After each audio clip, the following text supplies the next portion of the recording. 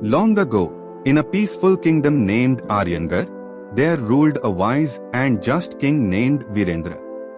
His people loved him, for he brought peace, prosperity, and fairness to the land. But as years passed, the kingdom began to face a quiet challenge. Its youth were growing restless. Many young villagers felt unheard. They had ideas to improve farming, trade, education, and more, but the elders believed only experience held wisdom. 9. Their voices were dismissed with, "You are too young to understand." One such youth was a 17-year-old boy named Kunal, who lived in a small village on the edge of the kingdom.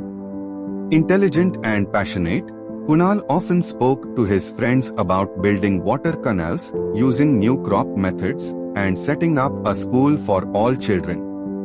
His father, a farmer, would often sigh and say, "Dreams are good, but they don't plow fields." But Kunal didn't stop dreaming. One summer, the kingdom was hit by a severe drought. Crops failed, wells dried up, and villagers began to fear famine. King Virendra, disturbed by the suffering of his people, announced he would travel village to hear their concerns directly. When the king arrived in Kunal's village, people gathered in silence. One by one, elders spoke of the drought and their helplessness. Then, to everyone's surprise, Kunal stepped forward. "My king," he said, "I have an idea." The crowd murmured. An elder scoffed, "Let the grown men speak." But King Virendra raised his hand. "Let him speak.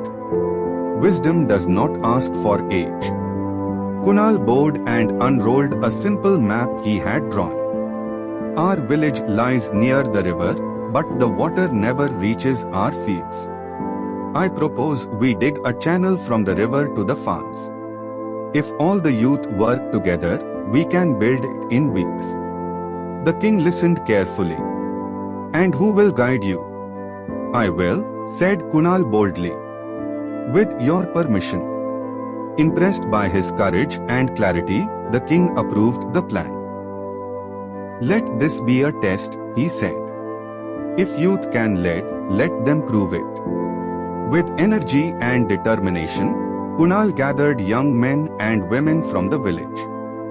They worked day and night, learning from books, asking for help from builders, and digging the canal with their bare hands.